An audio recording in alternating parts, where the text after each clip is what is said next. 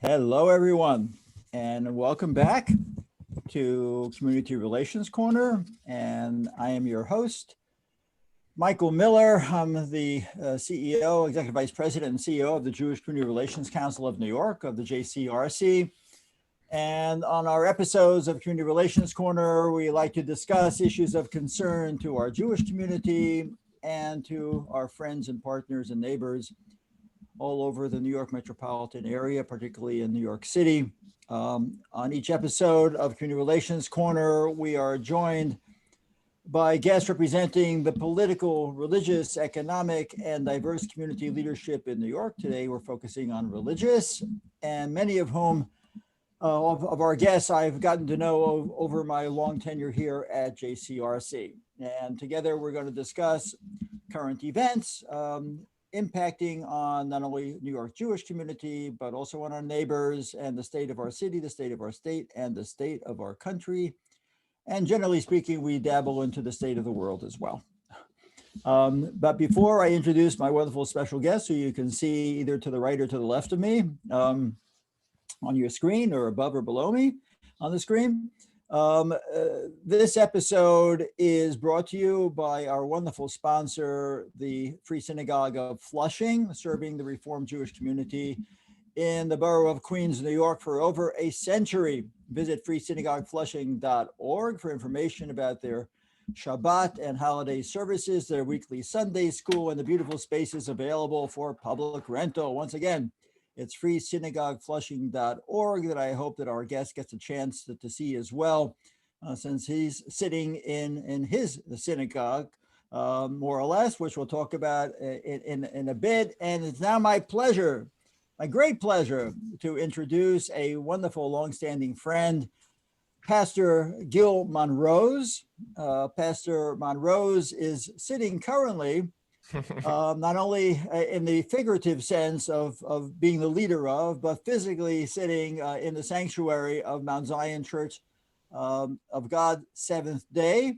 And I really want to give a warm hello, a warm welcome, a warm shalom to Gil Monrose, to Pastor Monrose. How are you doing today? Doing fine, thank you, and shalom to you from the beautiful, beautiful historic Mount Zion Church of God Seventh Day in East Flatbush. Great. So we're going to touch base on Mount Zion Church of God in East Flatbush in a moment. So let's start off by making sure that our guests, our viewers, know who you are and how you got to where you are as the pastor of this church. But you're also involved as a key leader of the 67th Precinct Clergy Council, which is also known as the GodSquad. And you came originally from, we talked about this the other day, just yesterday, you came originally from the Virgin Islands. What's your story, Gil? Can you please, or Pastor, can you please share it with our many viewers? Yeah, so thank you so much, Rabbi Michael Miller, for years of service and friendship, not only to me, but also to our congregation and to the larger community in which I serve. Yes, so I was born on the island of St. Croix, and I grew up on the island of St. Thomas. My father was a traveling evangelist, and he went from place to place. He was born on the island of St. Lucia, West Indies. He got called into ministry to St. Croix, and then he also got called to ministry to St. Thomas. So in my family, the 9 of us, we have 4 that was born on the island of St. Lucia. We have another 3 that was born on the island of 4 that was born on the island, or whatever the number is, that was born on the island of St. Croix, and 2 was born on the island of St. Thomas. So our family is mixed, is blended. I know the immigrant story. They were undocumented, coming to the Virgin Islands. And then, of course, 3rd generation of preachers. You know, my grandfather also ministered too as well in St. Lucia, West Indies. And so 3rd generation of preachers. And then I moved to New York City to take on a new challenge to help my uncle, who had moved from St. Lucia to come to Brooklyn to do ministry as well. And so I'm here. I came to Bible school and came to actually Nyack College and stayed and never went back home to the Virgin Islands. Got married to a beautiful young lady, Diane, from Jamaica, and have 2 lovely children. And that's the story of how I got here. Okay, but and it's a wonderful story, an immigrant story, and all of us in this country, other than Native Americans, are immigrants of one variety of another. Um, so I mentioned the GodSquad. I mentioned the 67th the Clergy Precinct Council.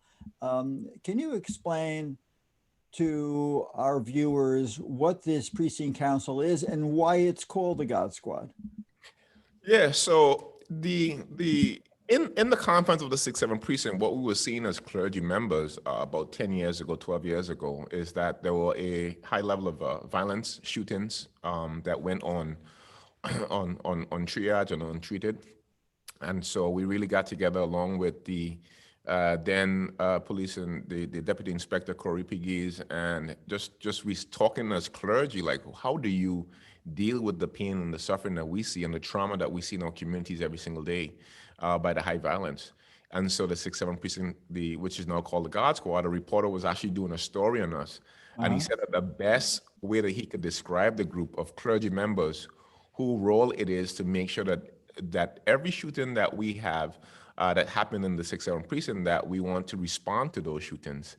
And so he calls the GodSquad. We will be out on the street occupying the corners. We'll be doing street memorials, prayer vigils, providing funeral services to family members who have lost their loved ones to gun violence.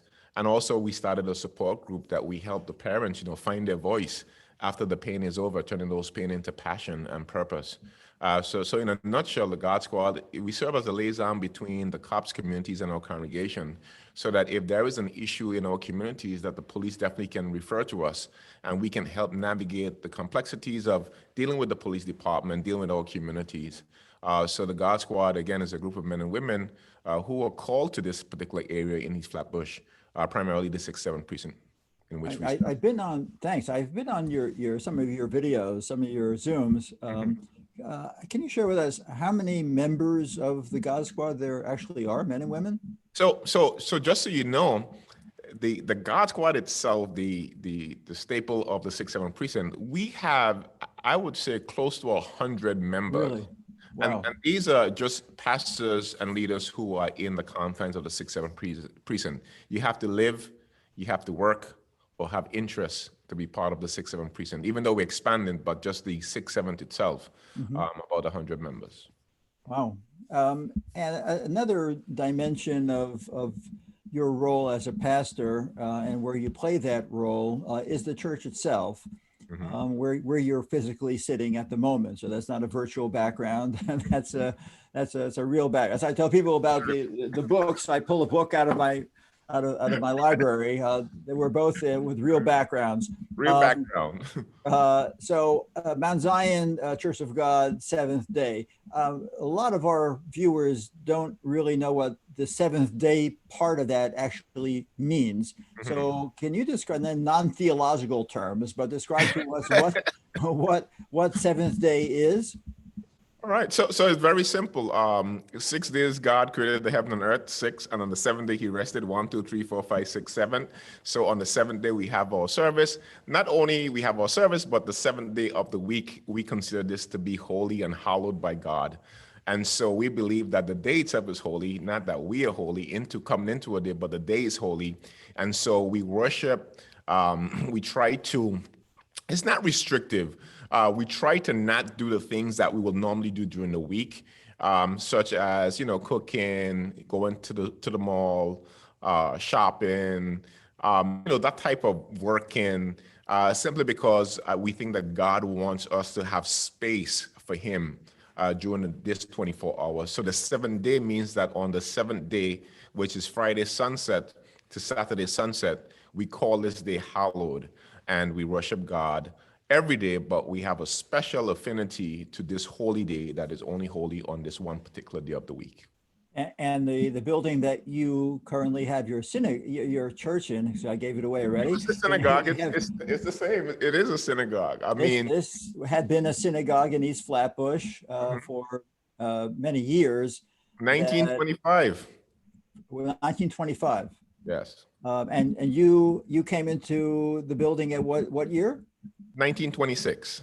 No. Oh, We came into the building in the 70s when East Flatbush, actually, this was a Jewish community. If you look at the history very well, this is a historic site because of the architect, Peter Millman, who built 3 of these synagogues in Brooklyn. And so for its historic accuracy, its beauty and its architect, but also its place in history. Here was a potato farm, you have Rugby Village. yeah. Here was actually a Jewish community. The Jewish community that left, all moved to Crown Heights. And the congregation that was actually in this building, when we purchased this building, they moved to Tel Aviv. And when I went to Israel, we visited that congregation. So Really? glad to say that the funds that was purchased for this building from immigrants actually helped to build a synagogue in Israel. Wow, that's extraordinary. That's extraordinary. And before we went live, I asked Pastor Monrose to show me the front of the synagogue. We would call it in Hebrew the bima, because it reminded me. I had been there. You escorted me to the building a couple of years ago, and it reminded me somewhat of the synagogue that I grew up in, where my father was the rabbi up in the Bronx. A number of similarities. I'm sure many of the synagogues that were built back then in the 1920s had similarities one to Right. the other. But I think it's important to have a feel from you as to what you believe the role of faith is in community. And we talked before about the Precinct Council and your role there, but you're also a pastor of a house of worship within a community. Where do you see the extent of where faith impacts on community and your role within it? Yeah, and so I think that is a great question. I just want to pull. I actually have a real Bible too as well. I know in this modern age, but don't get scared, everyone. I just want to read something that I think framed this question. In the book of Luke chapter 4, it actually speaks of Jesus in Nazareth in the synagogue, taking out the Torah to read, and he was reading from the book of Isaiah, right, in the prophets, and he said that the Spirit of the Lord is upon me, and I wanted to read it for you. And he stood up in the synagogue on the Sabbath day, and he stood up to read. And he said, for verse 18, the Spirit of the Lord is upon me because he had anointed me to preach the gospel to the poor. He had sent me to heal the brokenhearted, to preach deliverance to the captives, and recovering of sight to the blind, and to set at liberty them that are bruised, in the King James Version. So everything that he did, Jesus did, Yeshua did, was always action oriented to the poor. Everything that he talked about, and the gospel in which we talk about the faith that we have, what we do is out of my faith, right? If I see someone who has been killed, if I see fail in schools, out of my faith, it's saying to me that the poor among us, that we have a moral responsibility to support those. And so the role of faith is really the bedrock of our community. I think that the faith deals with human dignity. The faith deals with us as how we deal with one another.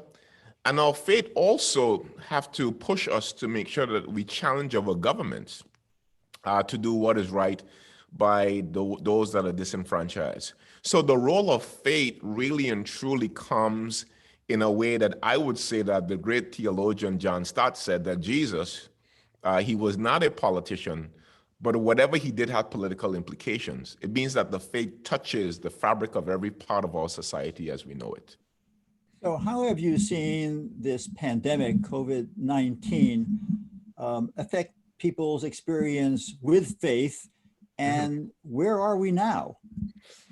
Yeah, it's amazing to see just how we are living in such a dark time in terms of just the world. We have passed 2,700 people died yesterday in America for COVID-19.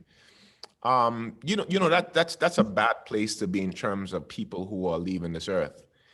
And so where we are right now is that we have a city in New York primarily who have, for whatever reason, not considered the church itself to be essential. when in the moment of when you look at every crisis or pandemic before in the world, people always had the faith to go back on, but not only the faith, a community of gathering, a place to gather. Right now, we have been limited. And so what I find is that I don't know how history is going to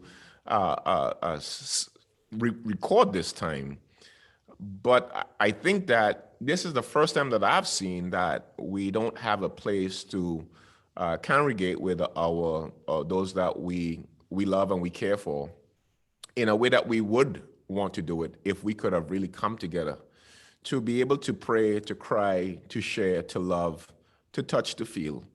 And so where we are right now is that we are very much so in a place that we have never been before, at least in my lifetime, of going through a pandemic and not being able to have the full arsenal of our church community or faith communities operating at its highest point. Now, like I said, Jesus, of course, in who I follow, Yeshua, did not have a place to stay. He did not lead a synagogue or a temple, or he led a church.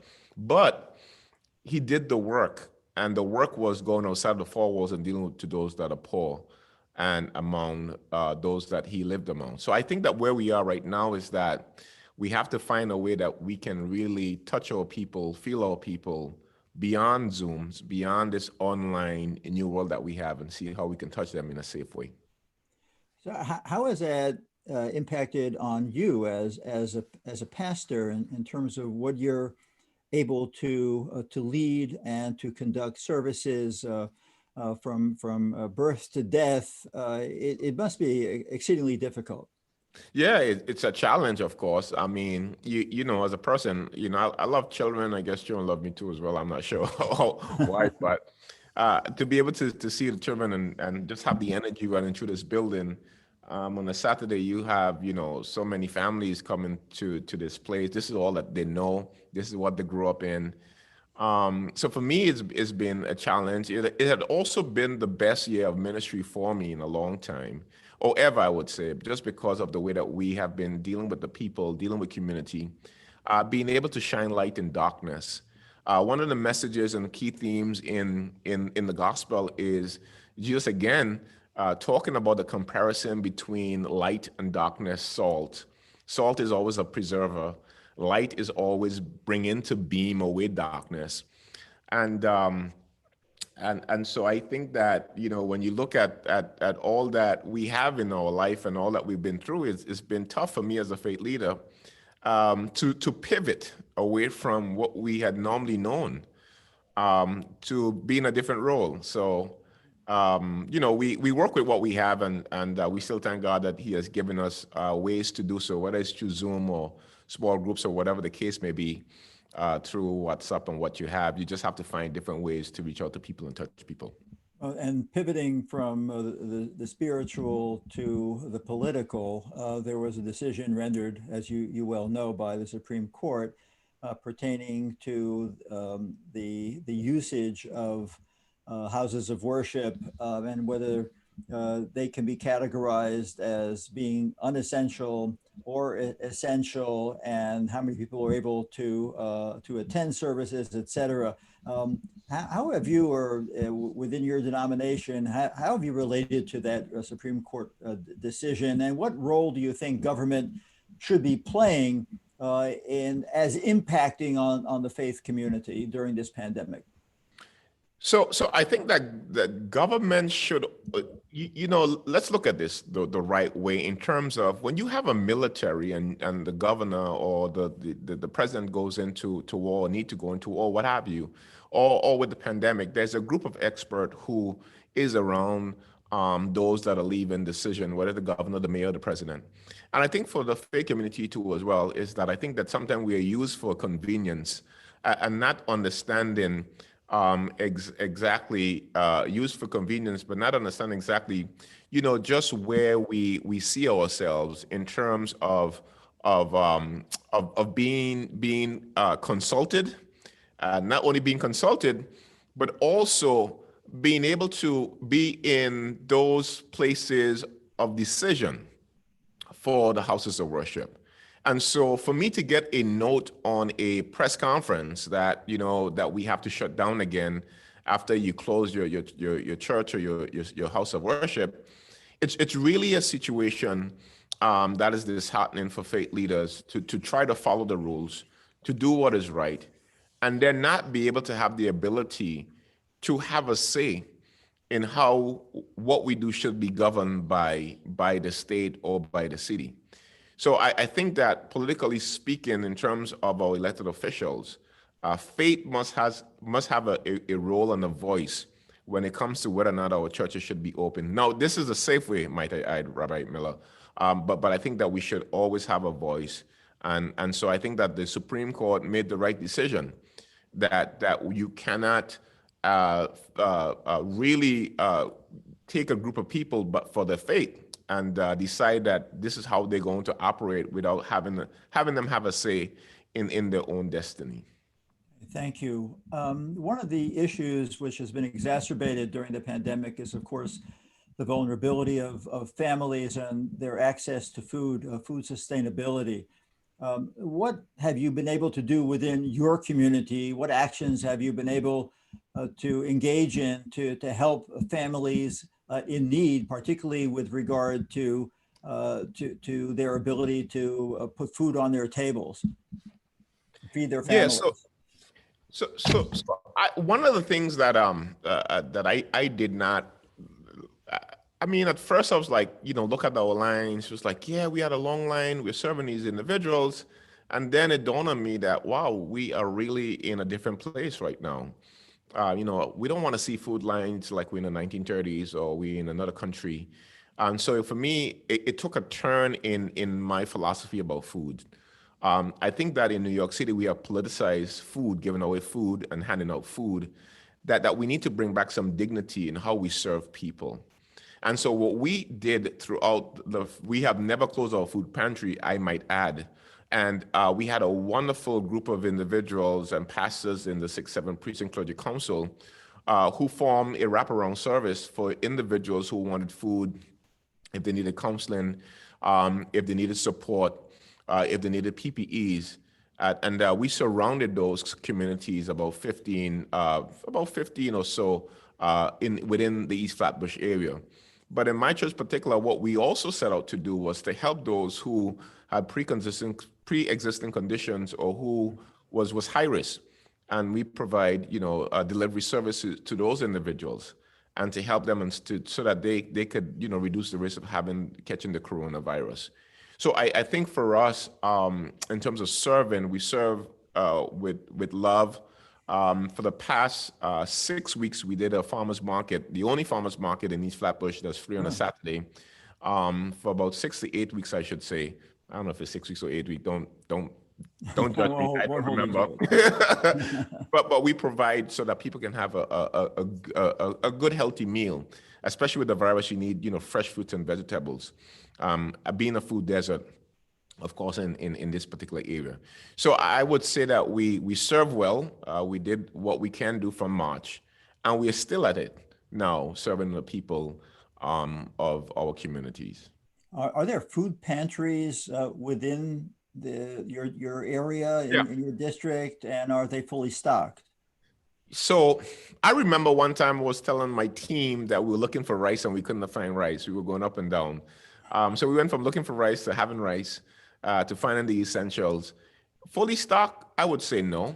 Mm-hmm. But I would say that we do have a great group of pantries in our community that is serving the need of the people. I think that we just need to change the way now of how we actually serve them and how we can find ways that the line to bring some dignity to our food pantry sites.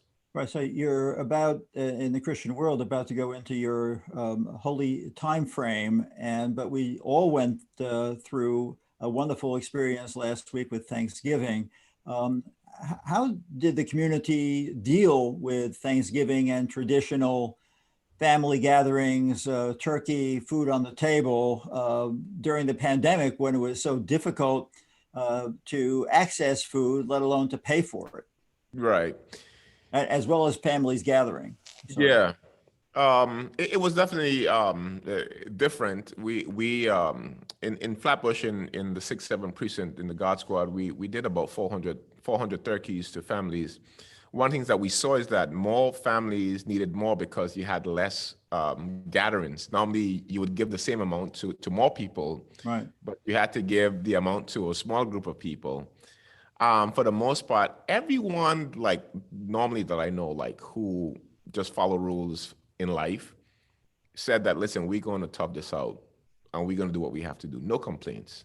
People was definitely sad that they could not gather in a lot of numbers and big numbers, but for the most part, in our communities, people that I know, that I touch, that I serve, everyone, understand and took heed to it. There's a passage in the book of Romans, even though I don't totally agree with the interpretation, but because of this talk and because of what we're going through, I'm going to go with it. It says that you have to honor those who are in authority. God, put them in place and to set rules. Even though I thought that they were talking about the structure in Jerusalem in terms of the church. But if you want to use that as governments, that's good. So a lot of Christians follow the rule, in the book of Romans, which is, if you give Caesar what belongs to Caesar and give God what belongs to God.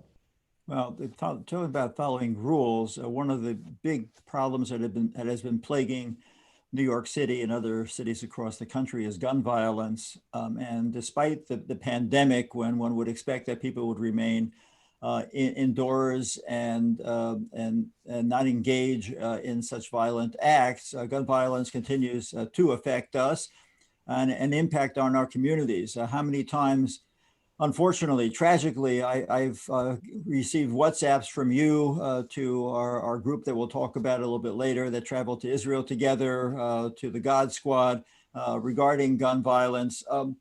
Can you describe for our viewers the trauma and hidden effects of gun violence that you've seen, that have been exposed to you through the work that you've done?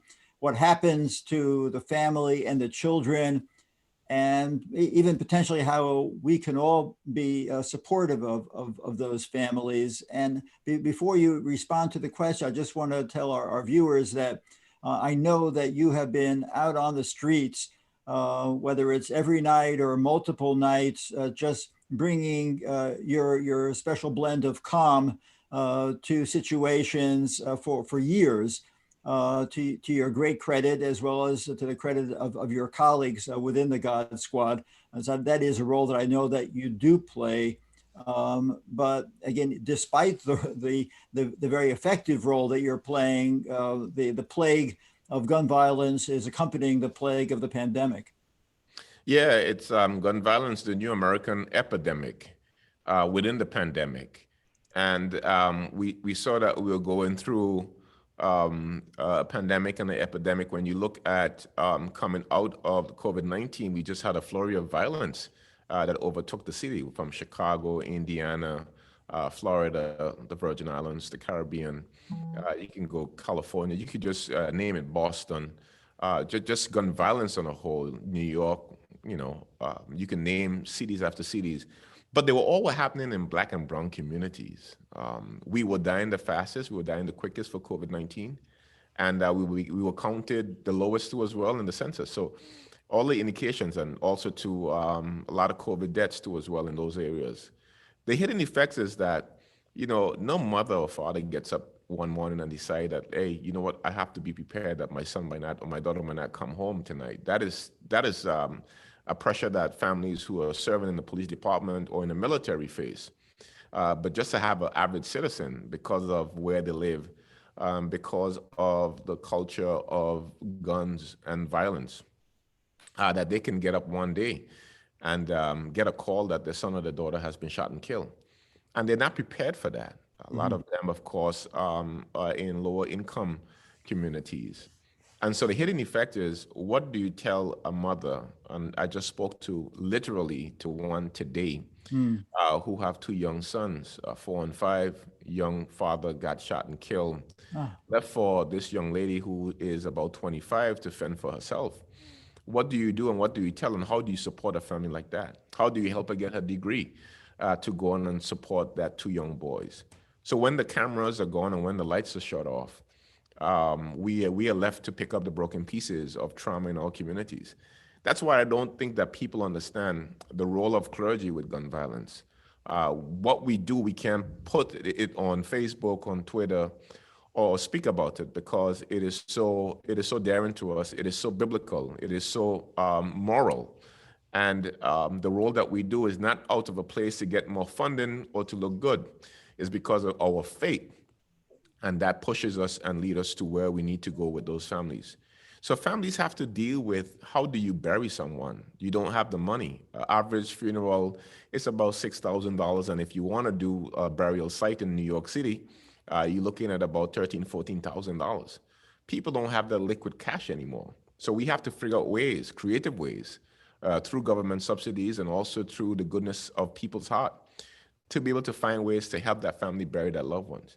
It's a sense of dignity and pride for clergy to be able to do that. It's moral to do something so. So the hidden effects are just enormous. It's tremendous. It's a heavy weight. And we believe that the role that we're playing can really help and is helping in those families' lives. But it's definitely, to your question, different. It is difficult. As you said, it is hidden, but it's also so painful.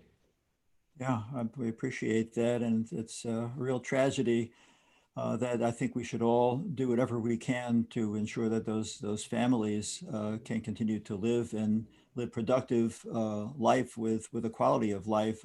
I think that even that concept alone is something that we cannot do by ourselves, but in coalition with others. You're an alumnus of the We Are All Brooklyn Fellowship of the JCRC. And have worked very, very closely with the individual who inspired that fellowship, Rabbi Bob Kaplan, our director of a community of the Center for Community Leadership at JCRC, and as well as with Mohammed Razvi. So you have Bob Kaplan, a Jewish rabbi, and Mohammed Razvi as a practicing Muslim, South Asian Muslim originally from Pakistan. Talk to us a little bit about the coalitional effort to ensure the safety, security, and quality of life of everyone in New York. So yes, Rabbi Bob Kaplan, really and truly, when you talk about a mentor, for me, has been one of the greatest influence on my life. Coming to New York City as well, showing through We All Brooklyn many years ago, trying to figure out what do you do as a pastor who is now leaving school and coming into this idea of leading in an urban city, right? How do you navigate life? How do you navigate government? And living in an urban city, ministry is so different right now. And so you have a mix of Rabbi Bob Kaplan, Mohammed Razvi, who was Muslim. When we would go on our trips to France or to Russia or to Israel with a whole mosaic of individuals coming like the United Nations, people always wonder, how all are you guys connected? Do you get along? There's always conflict between the Palestinians and the Israelis and the whites and blacks and Jews and anti-Semitism. And it's very simple. Rabbi Kaplan always tells me that I want my daughter to be able to walk home from school safe. And I think that you too as well, no matter what race, creed, religion that you are, want your son or your daughter to be able to walk home from school safely. And so if that is the case, then together we have to build a safe community. Not just for me, not just for you, but for all of us.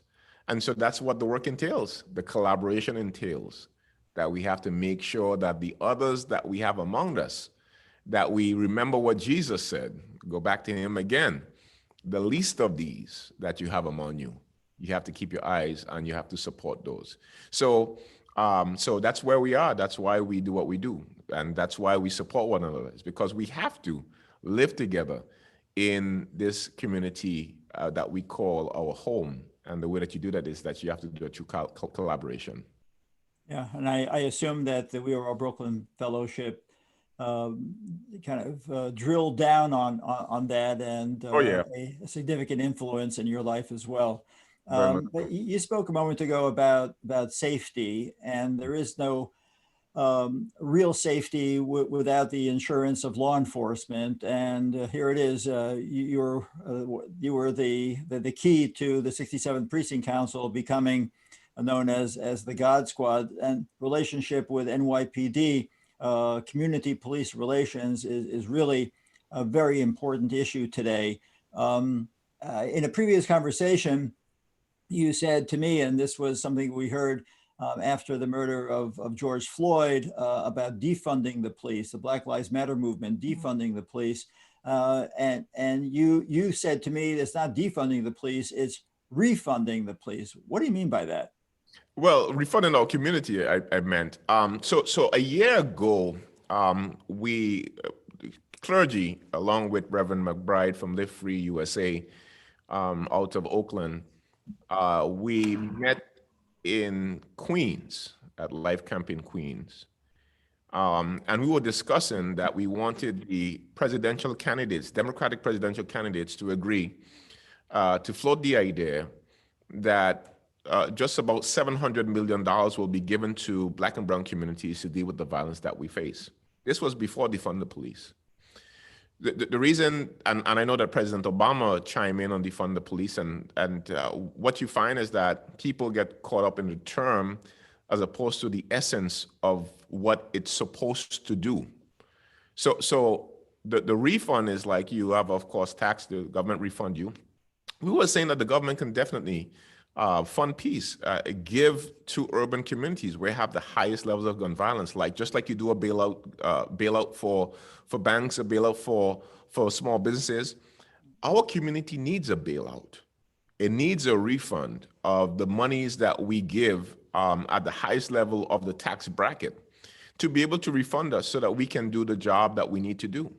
So if we get caught up in the terminology of the defund, I think it will take us away from the actual work that needs to happen. And the work that needs to happen is that the federal government, not just New York State, New York City, the federal government, just as you have $2 billion of federal money, it was just about, can't remember the particular figure, who's going to those companies to produce the vaccine for coronavirus. We need a vaccine too as well. For gun violence. We need an antidote to the violence that we have. And one of the quickest ways to get to the poisonous influence of the violence that we have in our communities is by refunding us some money that you would spend on the military that we don't need. Refund us some money that you're spending on the Pentagon. Those are things that we need. We don't need really much more F-15s or F-35s or F-45s or bombers or stealth bombers. So I would want to use a word from one of our colleagues in DC and say that we need to be refunded.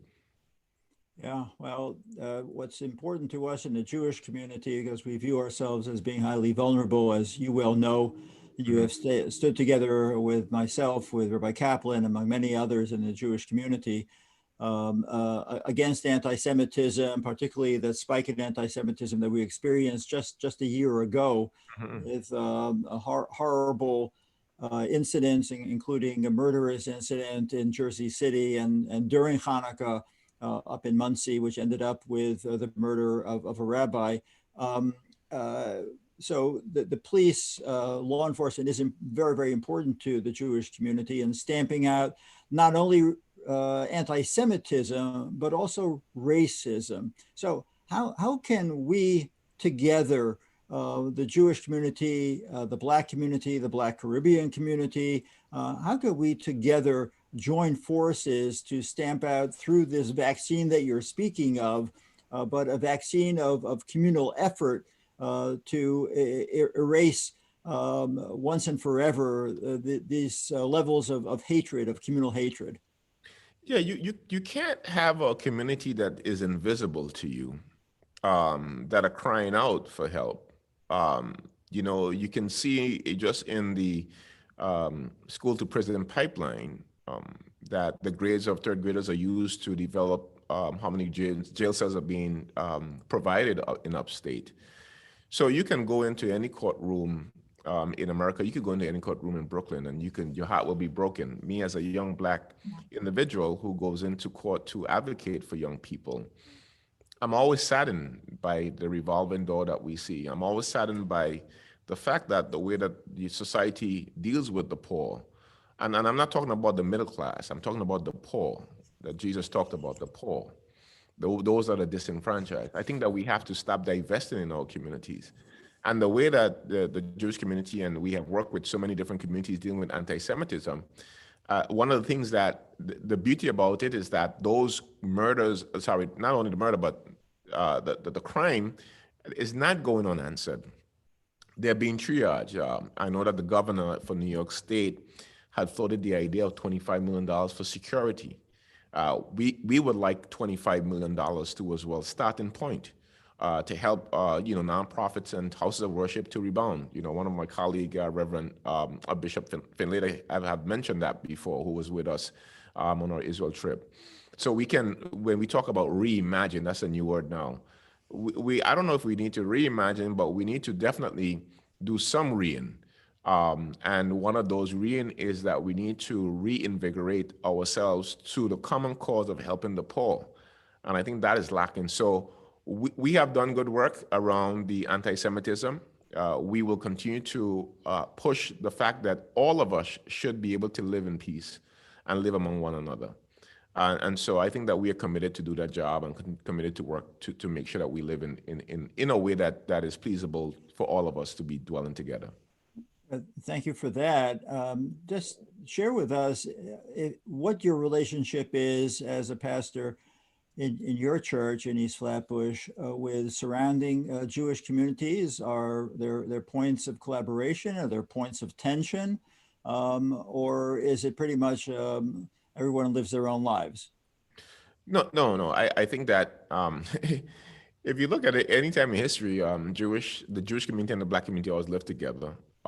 So that is number one. Number two, as I've said before in the summer, is that people commit crime where they live. So if you have 100,000 African American Caribbean, if you have 95,000 Jewish community, people in the Jewish community living in the same place, you are going to find some crime committed because people live in the same. I've been called a nigger by a young Black man. I've been called a nigger by a Jewish young man one time driving up in Crown Heights, and it's the fact that people just look at you, and if you look at them too hard, they want to have a word with you. So people commit crime where they are and where they live. I believe that what we can do moving forward, to just say this in terms of, I know the question that you asked, but to be able to look at the fact that once we agree in terms of collaboration in East Flatbush, that we have in common the same goals, and the same goals mean that I don't want anyone fight. I have a synagogue, right? If you pass to the outside of our temple or church, you can't really tell if you don't have a good eye that it's not a synagogue anymore. So I don't want someone to mistakenly firebomb my church or to shoot up my congregation. Right. And so for the sake of the sanity of all of us in where we live, we must do together collectively to speak on anti-Semitism, but also we want our brothers in the Jewish community and the Muslim community to also stand with us on the issues that affects us the most, which is one of those, which is gun violence for sure. Thank you. You and I have known each other quite a while. Rabbi Kaplan knows you a little bit longer. But right after you finished your 2008 fellowship, you traveled with us on a trip to Israel. I believe that was your first trip. Am I right? Or were you there before? I was in 2008 was my first trip. Right. The first 2008 with JCRC on an Israel mission. And you have been there quite a number of times subsequently. The one that we're so grateful to you for, and we referenced it a little bit earlier, is in January 2017. So we're talking just a couple of years ago, only 4 years ago and 2 months. We took a group of 11 pastors that you organized, most of them from Brooklyn, and virtually all of them having some Caribbean heritage, on just a life-changing trip to Israel, not only for the pastors, but for Rabbi Kaplan and myself and Noam Gilbord, who did a lot of the organizing. It was quite an experience. And then you reference as well your travels with Rabbi Kaplan and with Mohammed Razvi and to Israel. how many times have you been there, and how has this connection with Israel influenced you and the work that you are doing, as well as what you hope to continue to do in the future? Yeah, so Israel is always a special place for us as Bible believing Judeo Christians. Of course, you know, I have mentioned before over and over again, I use the term Jesus or Yeshua to place him in the right place. He was Jewish. He was born in the Middle Eastern region, born, raised in the Holy Land in Nazareth.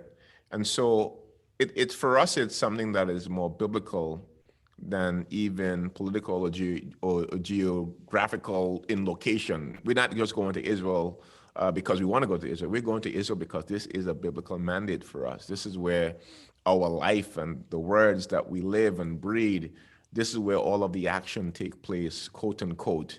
And we want to relive the moment of time that the Bible so clearly states. And so we want that vivid imagination, that color to bring into our preaching when you can actually see and stand on the, and not stand on the Sea of Galilee, but at least be in the boat in Galilee or eat on the shore of the Galilean shore, and to really traverse Israel's vast lands.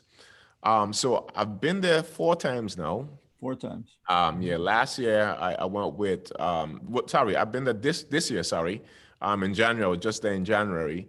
And it is always my hope to take a group every year. I know Pastor Charles Galbraith, Pastor from Baraka Church. Right, John Pierre. Yeah, Pastor Murray have been taking individuals, you know, back to the Holy Land. It was great. I think it was life-changing for all of them to come. And I think that too as well, you know, the organizers that want me to bring pastors who had big churches and churches that they heard of. I told them, no, you want to take pastors who we know, pastors who is on the ground, who is going to be able to capitalize on this. And I think since that time, we have taken over 500 people to Israel. That's just incredible. Between 2018 and 2020, Right. I would say it could be over 500. And so we love that. Why? Because there was one gentleman in my group who wanted to go to Israel since 1974. Wow. This was the first time he kissed the ground and he said, wow, what a beautiful place. So we have seen stories, people's life have been changed. We went to the tomb and we saw the tomb that was empty. And we know the resurrection power of Jesus Christ was so true, so meaningful to us, that we had an opportunity to witness what eyewitness witnessed. We got an opportunity to witness this ourselves. So we love the fact that we have the collaboration with you and JCRC. Thank you so much for that program. I don't know who funds that program, but whoever funds that program, you need to continue to fund that program, because I want to tell you, you have changed lives forever. Thank you. I think I'm going to cut that clip and make sure that I send it to the funder to know what your feelings are about the trips. We feel very much the same way. I mean, you referenced going to the Garden Tomb, but aside from that, what for you were some of the additional highlights? And because we have just both Christian viewers and Jewish viewers, we want everybody to travel to Israel. That's right. What is it about Israel, or where is it in Israel that you believe people should go to see? Yeah, so go to see, yeah. So you need to see everywhere. That's number one. You have to take El Al, definitely the offline experience. That's number one.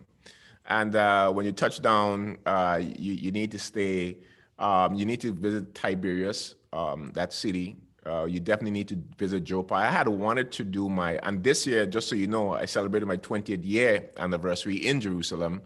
And Rabbi Captain was so kind, and Pastor Wayne Moore was so kind to, perform our ceremony for Diana and myself, and we were very happy. We wanted to do it in Joppa, but we could not do it looking over the Mediterranean, the most peaceful neighbor that Israel have. But we didn't have the opportunity to do so. But definitely the Jordan, the Red Sea, the Dead Sea is also a good place to as well. We went to the Jordan River, the real Jordan. This time you need to go and see the Jordan. Jordan is right on the other side, and we were able to be in the Jordan. Not so chilly and not so cold, right? Jordan River. So that's always a wonderful place. Nazareth was good too. Mount Precipice was also a good spot so that we could actually see when Jesus was tempted coming out of his fast. It gives you and then you can see the valley, what some people call the Valley of Jehoshaphat, but you have that grand valley. We refer to it as the Valley of Jezreel, Yisrael. Yeah, the Amek Jezreel Yisrael. Valley. Wow. And the Jezreel Valley was beautiful too as well. You probably can go under the old city and do the underground tour. Definitely you have to go to the Western Wall, the Kotol, right? The Kotel, the Kotel. Yeah, the Kotel. That is definitely an amazing place. And just walk. You got to go to the market again on Saturday night and enjoy the music. And I won't tell you the rest of it. I won't tell you the hotels to stay in. You have to figure that one out yourself. Come on my trip and I'll tell you. Yeah. Okay. Well, I hope that everybody gets an opportunity to travel to Israel. If you're lucky, you could travel to Israel together with Pastor Gil Monrose. We're going to issue another thank you, director thank you to our sponsor, but I want you to please think about what message you want to convey to our viewers, and particularly to our Jewish community. So I'll give you a pause to think about what it is that you'd like to add. And in the meantime, let me spend a little bit of time thanking the Free Synagogue of Flushing for sponsoring this and all of our other programs of Community Relations Corner, other episodes until now and moving forward.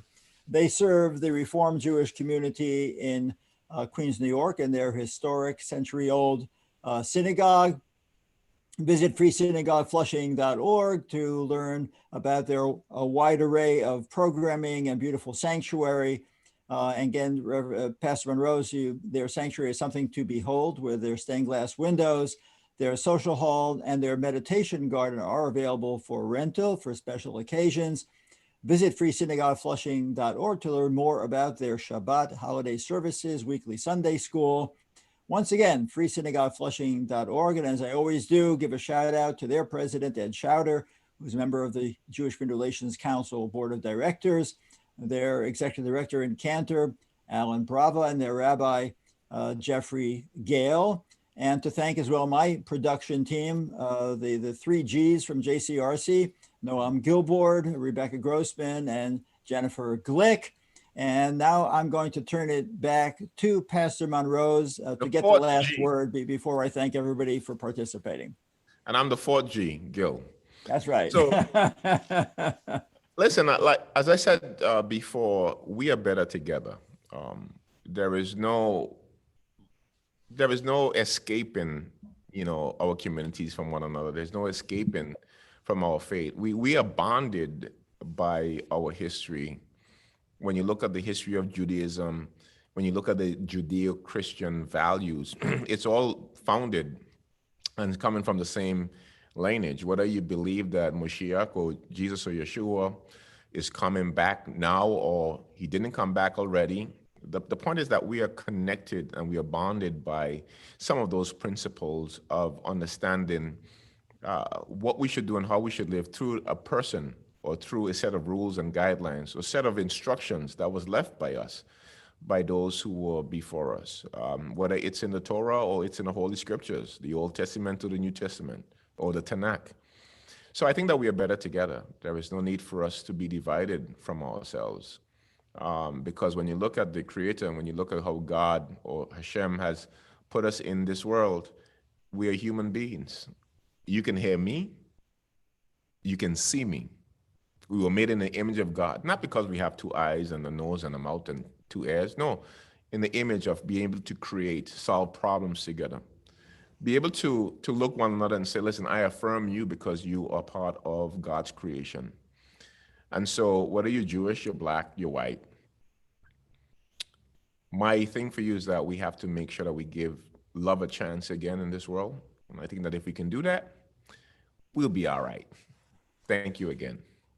Thank you so much. And I really, one other thing before I give my more intense thank you to you is people are going to be looking at your lapel pin and wondering what it is that is. I asked you that before we went on air. So do you want to tell people what it says?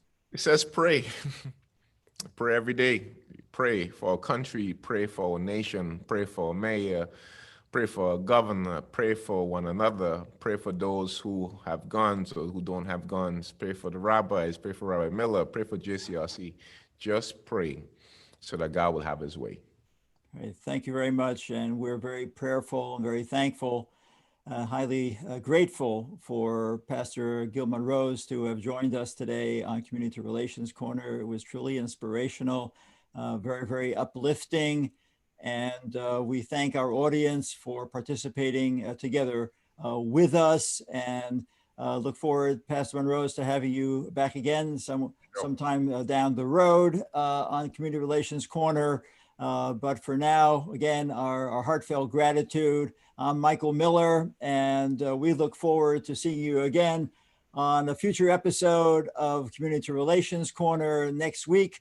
We have Deputy Inspector Molinaro of the Hate Crimes Task Force of NYPD, somebody who Pastor Monrose knows very, very well. Look forward to seeing you next week and on future episodes as well. Shalom to you all. And have, for those who are observing Shabbat, but whether you're seventh day or whether you're Jewish, Shabbat Shalom this coming Friday night. Be well, everybody. Thank you.